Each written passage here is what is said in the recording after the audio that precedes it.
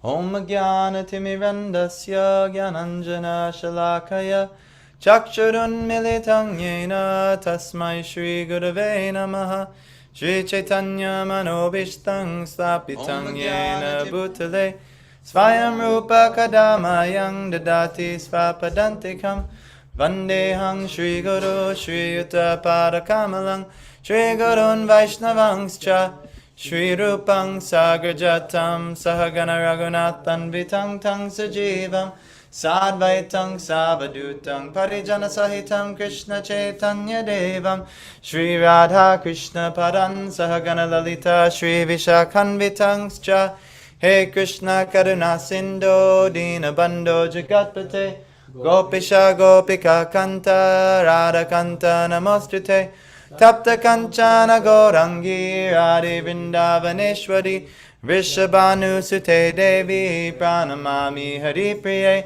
Vanchakalpa Tarubhyascha Kripa Sindhubhya Evacha Patitanang Pavanebhyo Vaishnavebhyo Namo Namaha Jai Shri Krishna Chaitanya Prabhu Nityananda Shri Advaita Gadadhara Shri Vasadi Gaura Bhakta Vrinda Hare Krishna, Krishna Krishna, Hare Hare, Hare Rama, Rama Rama, Hare Hare. Namo Om Vishnupadaya Krishna Prishtaya Bhutale Srimati Bhaktivedanta Swami Niti Namine Namaste Saraswati Devi Gaurvani Pracharine Nirvishesha Shunyavadi Paschatya Deshatadine. Alright. So, I don't know if that's looking in the proper angle, but regardless, alright, now it was probably fine. Okay, we have a shorter class today, because Parth, you have to leave, why we kind of rushed everything. So, let's get into the Bhagavatam. Yudhishthir is realizing time to go. Krishna has left, and it's now his time to quit family life, quit material life. I named today's class "Quitting This World." We all have to quit this world. Either you do it by force, or you do it willingly and progressively, which is what the Bhagavatam recommends. So Yudhishthira is realizing, and he's doing it. He's not waiting until we get robbed of this body by death and all of our assets all at once, or so-called assets of this world.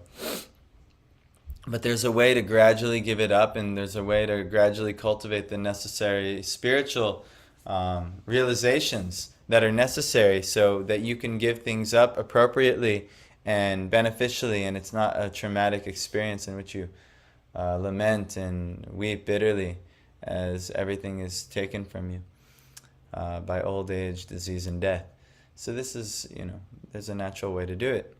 So Yudhishthira is actually showing us the natural way to do it. So let's learn today.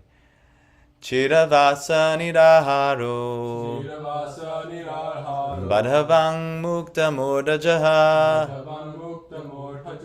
Darshayan atmano rupang Jadonmatta pishachavad Anavikshamano niragat Ashrinvan badiro yatha Chiravasa accepted torn clothing. Niraharaha gave up all solid foodstuff.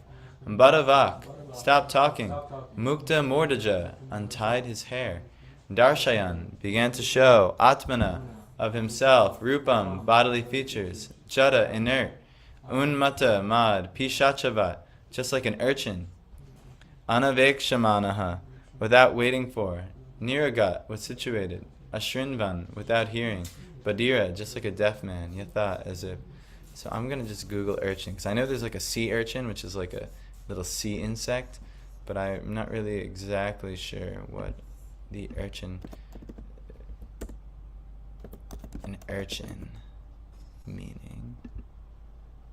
A mischievous young child. Oh, I didn't know that. Or especially one who is poorly or raggedly dressed. That's almost certainly what it means. So a poorly or raggedly dressed young child. So now Yudhishthira is looking like this. So after that, Maharaj Yudhishthira dressed himself in torn clothing, gave up eating all solid foods, voluntarily became dumb. I think dumb means like you're mute, you don't talk. Is it dumb and deaf? Deaf, you can't hear. Dumb is you're mute, you don't talk. And so he's dumb, meaning he's not talking, not like stupid. So he voluntarily became dumb, or one who doesn't talk, and let his hair hang loose. All this combined to make him look like an urchin, or a madman with no occupation, or a raggedly dressed person. He did not depend on his brothers for anything, and just like a deaf man, he heard nothing. So purport. Thus, being freed from all external affairs, he had nothing to do with imperial life or family prestige, and for all practical purposes, he posed himself exactly like an inert, mad urchin, and did not speak of material affairs. He had no dependence on his brothers, who had all along been helping him.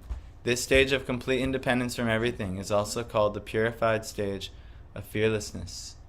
So at some point, you may give up all types of relationships in this world. You have to do it eventually. It's either done by force at the time of death, or you do it willingly, only to focus on the Supreme Lord, which is what Yudhishthira is doing.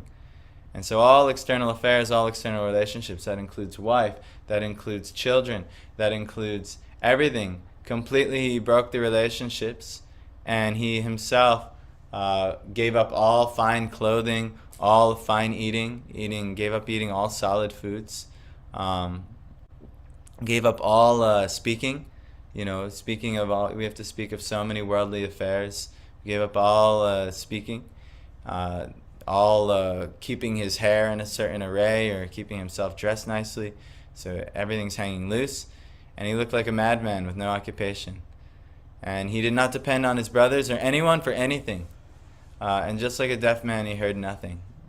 So he wasn't hearing any worldly talks, any worldly concerns, completely focused spiritually, as is the recommendation at the end age of life. But if you stay till the last second, you'll be too attached. You won't be able to give it up. But if you can give it up while your body still has some strength and your mind still has some willpower, you can actually fully engage yourself. So he's doing Udiching praviveshashang Gatapurvang mahatmabi Hridi brahma parang dhyayan Navarteta yato gataha. Udichim, the northern side. Pravivesha asham, those who wanted to enter there. Gatapurvam, the path accepted by his forefathers. Mahatmabi, by the broad-minded. Hridi, within the heart. Brahma, the supreme. Param, Godhead. Dhyayan, constantly thinking of. Na avarteta, passed his days. Yata, wherever, Gata went. He then started towards the north, treading the path accepted by his forefathers and great men, to devote himself completely to the thought of the Supreme Personality of Godhead. And he lived in that way wherever he went. So he took complete renunciate's life, no material relationships left, just him and the Lord, and went off alone and relied on nothing but the Lord's grace. This is a very advanced stage of life. Now, how is that practiced? You go to the Dham, you can do something similar. You can live like a beggar or something like that there. And you just trust whatever the Lord provides but you don't seek anything. You're only seeking the Lord at this point, because the body has to go anyway. So why try and cling onto the body to the last second? And if the Lord provides something for the body to keep moving, and this will teach us so many things, even anyone who has done some fasting. When you do a little bit of fasting, you have so much realization about how bodily attached you are to so many things. But when you do some fasting, or you you do voluntarily take up an austerity, you learn so many things about yourself, how your attachments to this world and your attachment to physical things. But at this time when you live like this always, not just during a 1 day or 2 day or 5 day fast like that, you're always living like that. You can be completely surrendered. So it's a completely different level. And it's recommended. And the saints and sages all live like this. They just travel around. They trust God will take care of everything. Jesus told his disciples and followers they would do like this. They would go out on the mountains and he would preach. And then for days they're wondering, how will everyone here get food? And Jesus performed some miracle so that everyone gotten taken care of food, even, in all walks of faith. These principles are accepted. But Maharaj Yudhishthira, he's showing exemplary that at some point the household affairs is ending. It will end, You can't fight it. So if you do it respectably, like Yudhishthira, and honorably, this is the best way, rather than trying to cling to the last second, and like Dhritarashtra was doing a few chapters earlier, and it was pathetically, actually. So anyway, Prabhupada says, it is understood from this verse that Maharaj Yudhishthira followed in the footsteps of his forefathers and the great devotees of the Lord. We have discussed many times before that the system of Varnashram Dharma, as it was strictly followed by the inhabitants of the world, specifically by those who inhabited the Aryavarta province of the world, emphasizes the importance of leaving all household connections at a certain stage of life. So this is built into the culture, built into the Varnashram system. The training and education was so imparted, and thus a respectable person like Maharaj Yudhishthira had to leave all family connection for self-realization and going back to Godhead. No king or respectable gentleman would continue family life till the end, because that was considered suicidal and against the interest of the perfection of human life. In family life, there's so much binding activity. You have to maintain a job. You have to maintain finances. You have to maintain the interests of your wife. You have to maintain the interests of your children, and so on. So many things are binding you and pulling you so many different directions, and I'm learning this more and more every day as I engage in my household or family life. But ultimately, if you just try and cling on to this to the very end, you'll miss the whole essence of life. The household life is supposed to teach you the binding nature of the material world very viscerally, so that you can gradually start detaching from these things and recognize the real importance of life. And this is one's connection to the personality of Godhead. But if you stay in household life till the end, you've missed the whole point of life. So don't fall into this dark well that you're not able to get out of, but take the golden rope out of Krishna Bhakti, or devotion unto the Supreme Lord. And realize when it is time, and there is a time where you've done your duty, the children are raised, the wife is cared for, and even you have children who are also, if the wife doesn't necessarily want to do what you're doing, because this is intense for a lot of ladies, then she could stay with the children and it's no problem, and she could act as the elder of the household. But for the men, it's recommended. Give it up at some point. So, usually after, 55, 60 years old, something like that. Some people as early as 50, but no earlier than that. But still, this has to be done. It's part of the Varnashram. And any respectable person of this, who understands this culture, that's what they do. In order to be free from all family encumbrances, and to devote oneself 100% or 100% in the devotional service of Lord Krishna, this system is always recommended for everyone because it's the path of authority. The Lord instructs in the Bhagavad Gita 1862 that one must become a devotee of the Lord at least at the last stage of one's life. A sincere soul of the Lord, like Maharaj Yudhishthira, must abide. Excuse me. Maharaj Yudhishthira must abide by this instruction of the Lord for his own interest. The specific words Brahma Param indicate Lord Sri Krishna. This is corroborated in the Bhagavad Gita 10.13 by Arjuna with great reference to great authorities like Asita, Devala, Narad, and Vyas. Thus Maharaj Yudhishthira, while leaving home for the north, constantly remembered Lord Sri Krishna within himself, following in the footsteps of his forefathers as well as the great devotees of all times. If you remember, it's mentioned in the Bhagavatam, the progressive stages of spiritual realization. Brahman is the unified spirit in which everything, all is fundamentally this spiritual energy, and that all is connected. In this Param Brahma is understanding first the localized aspect within yourself, Paramatma, a supreme soul in which everyone is being guided by. And then ultimately Bhagavan, the supreme person who's actually God inaugurating all of existence. So these are the levels. So Yudhishthira, this Param Brahma, he's focusing solely on this understanding. And then ultimately it indicates Lord Sri Krishna because he had a relationship with Bhagavan. So just to, like for instance, this verse would be translated way differently or commentated way differently by, say, the Mayavadis or the Jnana Yogis and things like that. That's how they interpret Brahmaparam. But I just wanted to kind of give that indication in case you were wondering. Okay, Sarve tam anunir jagmur Bratara krita nishchayaha Kalina dharma mitrena Drishtva sprishta prajabhuvi. Actually, before I go any further, I said all the prayers honoring the gurus and so on, but just want to first and foremost honor my gurus, Diksha and Shiksha in my life, who have been helping me advance spiritually. And I'm very grateful for them, and I can only approach and have any understanding only by their grace and mercy, and any realizations I do have are coming through their grace and mercy, including this wonderful commentary of Srila Prabhupada and translation of Srila Prabhupada. So that's just thought I should say.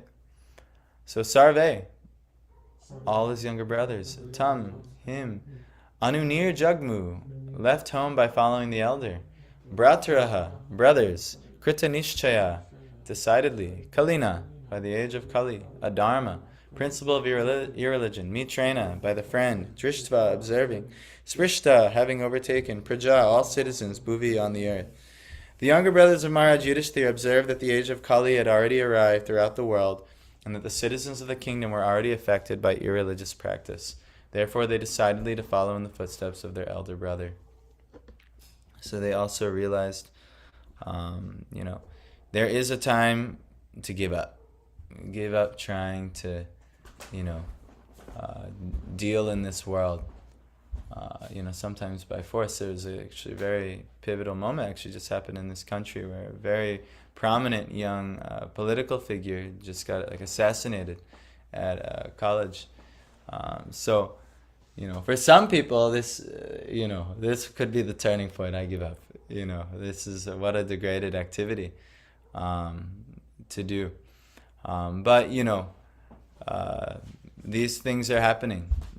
But for some people, those at the certain phase of life, they're realizing it's slipping beyond any ability for me to control. At some point, like every president, they've given up.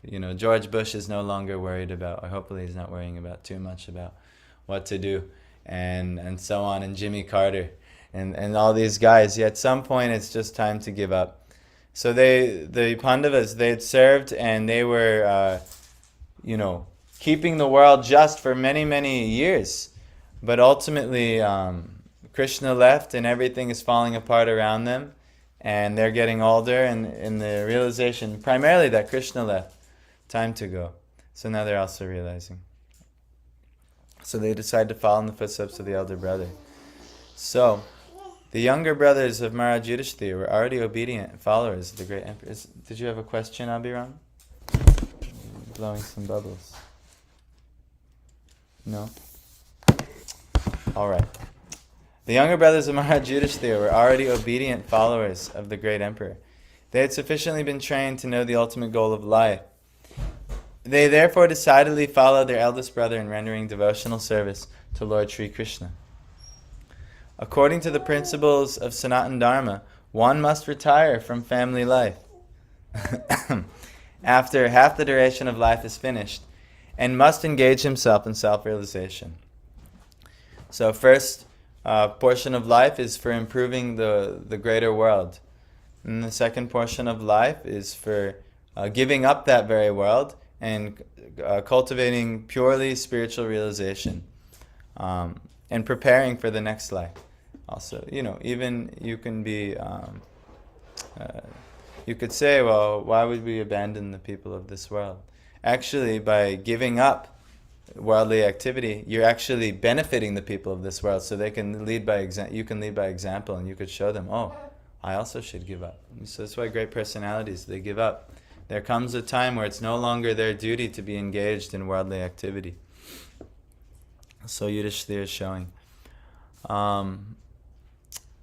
So they therefore decidedly followed their eldest brother in rendering devotional service to Lord Sri Krishna. According to the principles of Sanatana Dharma, one must retire from family life and after half the duration of life is finished, and must engage himself in self-realization. But the question of engaging oneself is not always decided. Sometimes retired men are bewildered about how to engage themselves for the last days of life. Here is a decision by authorities like the Pandavas.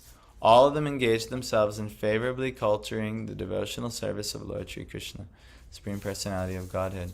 According to Swami Sridhar, Dharma, Artha, Kama, and Moksha are fruit of activities, philosophical speculations, and salvation as conceived by several persons are not the ultimate goal of life.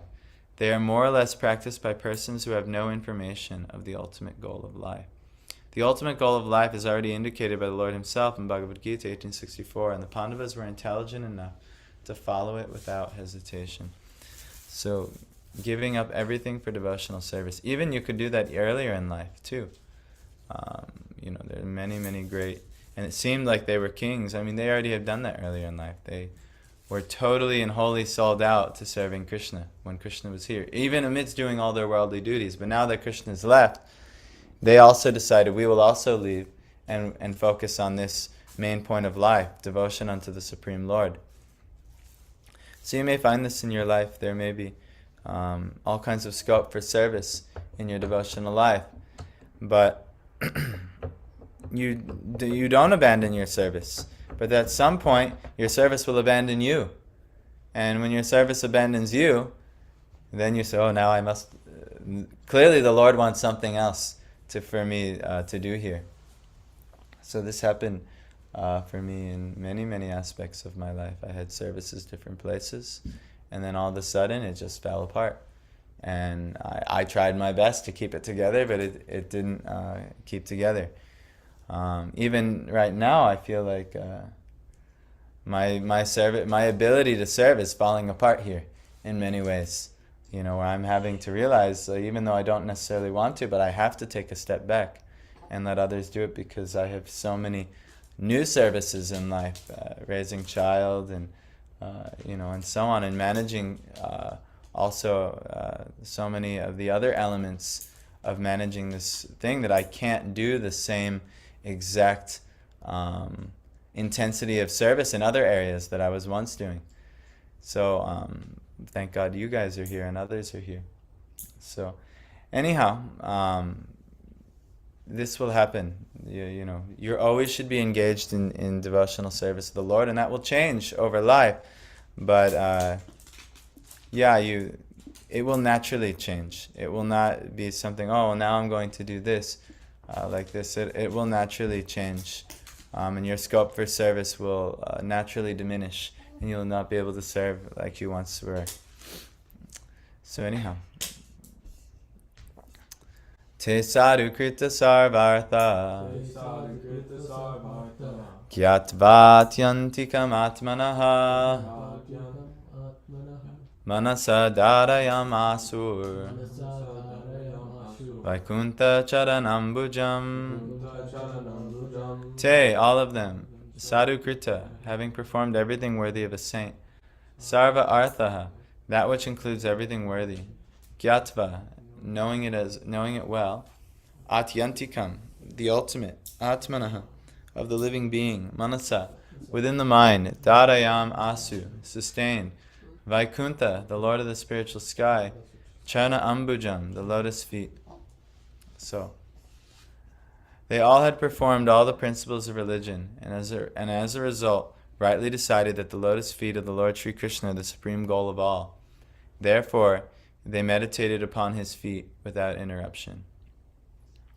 So if you practice Dharma,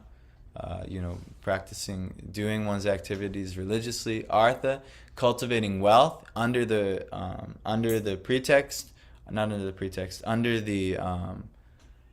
guidance of the dharmic conclusions, and then also kama, receiving certain licensed amount of sense gratification due to the following of dharma and the building of wealth, artha, and then realizing that all of those things eventually are useless, then you take to the process of moksha, wanting to be liberated from all the entanglements that these things got you into. But ultimately, even if you do all of those things, the realization that will come at the end is that the ultimate goal of life, like we discussed yesterday with Krishna Kripa Prabhu, is ultimately bhakti, or actually the ultimate goal is prem, love for the Supreme Lord, love for and with the Supreme Lord. So that's what they realized, actually. They practiced dharma perfectly, artha perfectly, kama perfectly, moksha perfectly even. And now the supreme goal of life is their chase, beyond moksha. So now let's see what Prabhupada says. In the Bhagavad Gita 7.28, the Lord says that only those who have done pious deeds in previous lives and have become freed from the result of all impious acts can concentrate upon the lotus feet of the Supreme Lord, Sri Krishna. The Pandavas, not only in this life but also in their previous lives, had always performed the supreme pious work, and thus they are free from all the reactions of impious work. It is quite reasonable, therefore, that they concentrated their minds upon the lotus feet of the Supreme Lord Sri Krishna. According to Sri Vishwanath Chakravarti, Dharma, Artha, Kama, and Moksha, which is again religiosity, building of wealth, sense gratification, and freedom from material entanglement. Principles are accepted by persons who are not free from the results of impious action. Such persons affected with the contaminations of the above four principles cannot at once accept the lotus feet of the Lord in the spiritual sky. The Vaikuntha world is situated far beyond the material sky. The material sky is under the management of Durga Devi, or the material energy of the Lord, but the Vaikuntha world is managed by the personal energy of the Lord. So we see, actually, this in our life, practically. Do you have a question, sir? Yes? No, you don't have a question? Okay, I'm just interrupting. So we see in our life that we can sit and we might know, like, wow, the Supreme Lord is the essence of all things. I don't have to do anything else except sit and relish chanting of His names. And then we sit and we chant, Hare Krishna, Krishna Krishna, Hare Hare, Rama, Hare Rama, Rama Rama. But then something happens as we keep chanting and we keep chanting. We realize, I don't really like, this isn't really enough for me. I want to do so many other things, my mind. Why? Actually, it's because we're impious still. We have some levels of impiety still in our life. Some anarthas are there. Things that are not valuable to our spiritual realization. And so ultimately, they cause us to view the Lord in an offensive manner. And so naturally, what we have to do actually is go back first, make sure Dharma, Artha, Kama, and Moksha are taken care of. I'm acting piously, properly. Everything is Paka. And then when everything is Paka and all type of, Paka is like expert or, refined, nicely situated. When everything is done nicely, then we can actually totally look at the Lord in an unoffensive manner. So these activities naturally give us the realization towards the Lord. Naturally, actually. Yes. These are his taxes. So these are my, So ultimately, one of my duties, I have to properly take care of him and my wife and do all these things because I'm not a perfectly liberated soul where I can just, focus wholly and solely only on the Supreme Lord in all activities. I can do it some portion of the day, but I cannot do it all day, every day. I don't have such a taste. So what I do is I have to kind of backtrack. Okay, make sure I'm acting dharmically. Make sure I'm building wealth with proper means. Make sure whatever sense gratification is in my life is under the auspices of Dharma, and then ultimately slowly extricate myself from these entanglements of these things, so that I can focus more with more intensity on the Supreme Lord. So this is actually this is why they could do this, because they had all performed all the principles of religion. They did everything properly already. So actually, this is why Prabhupada wanted to establish Varnashram Dharma, because it's actually very important. You can't just skip over it. Oh, that's for noobs, those who practice Varnashram Dharma. No, it's actually for very sophisticated, advanced people that, because you might have some realization that serving the Supreme Lord is the best thing. But ultimately, it's because it's the best thing, it's so exceedingly rare. It's anyone who actually wholly and solely can only serve the Lord. That's only, that's prema bhakti. It's so high. But first you have to do sadhana bhakti. And in the sadhana, is you have to practice bhakti within your position of dharma, artha, kama, and moksha, and slowly make advancement. And then at some point, bhav bhakti may come, and that actually, if that were to come, then you actually are free completely of varnashram. And then from that platform, you can ascend up to prema. But it's very, very high, very, very high thing, and it's not easy. It's so rare, actually. So in order to get there, it's almost certain that you'll have to perform dharma, artha, kama, and moksha first, properly. And then in doing that, then you can, ascend to pure devotion. So anyway, I think we'll have to end here because, Parth, you're going to have to go. It's 9:10. So I think we'll stop here. Any questions or comments? To talk about this section, we have to establish the fundamentals. How prema bhakti without even following varnashram? Yeah, it's a huge mistake that sometimes only an immature, an immature devotee, when in our immature stage, we almost certainly will do this. We think, I'm on a much higher platform than I'm actually on, and then you realize, oh wait, let me take 10 steps back and realize I have to take care of all these things properly. So anyway, Grantharaj Srimad Bhagavatam ki, Samaveda Bhaktivinoda ki, Gaur Premanande.